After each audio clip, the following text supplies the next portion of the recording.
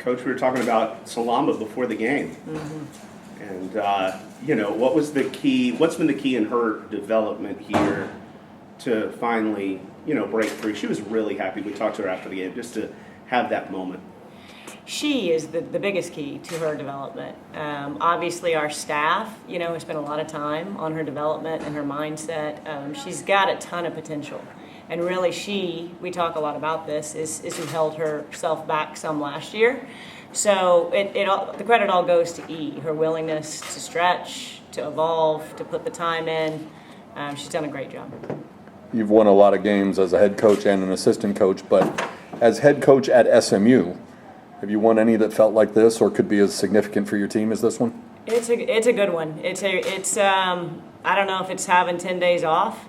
I was about as revved up as them, I think, tonight going into it. But, we talk about what we have to do in the non-conference to make sure that we put ourselves in a good position to be in the NCAA tournament at the end of the year. So it's a great one from that standpoint because that's a really good team. It's a well-coached team. It's a team that will go on to win games in the SEC. Again, our back line is the one line that has a good amount of experience. They only gave up 12 goals last year. Matt Cosgriff does an incredible job with their organization and Sam behind them, organizing them. I was pretty confident that they would be up for the challenge, but that's a pretty powerful attack that they did a good job against tonight. What kind of chess match was it? You caught them offside 7 times, I think. To know when to be aggressive, take that chance to let them be offside versus, just giving them a little bit more room. You just have to commit to it, right? From an organization standpoint, they get it, but you have to commit to it and you have to trust it, right? If one person doesn't, then they're not offside. So I think they did a good job of really committing to it and trusting each other. In a 2-1 game, obviously both of your goals were critically important, but how important was it to get the first one so that your team, a very young team, never had to play from behind against a team that's been outscoring its opponents, I think, 10-2 coming into today? I think it's always great for confidence, right? When you go up early and you get a glimpse of, okay, this is our potential, this is what's expected. It's always better than chasing it a little bit. So I think it was great that we got an early goal.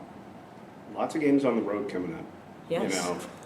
And not easy games on the road or anything like that. What are you envisioning for this team over the next couple weeks as you have this challenge?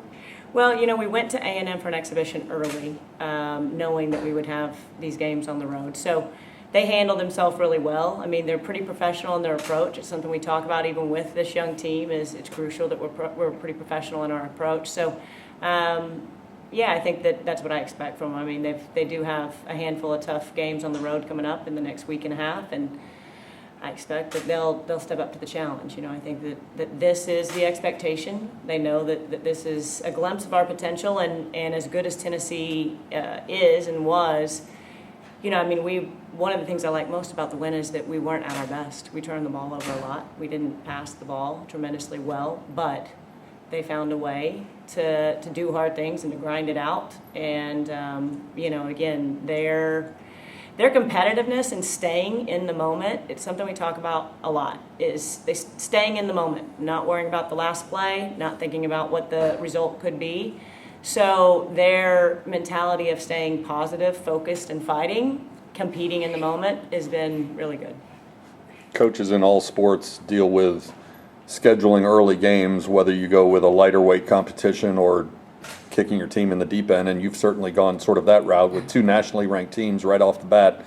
You didn't get the result you wanted in Fort Worth, but you said you were pleased with some things about the way your team played there. Are these the kind of games that will pay off down the road toward the end of the season?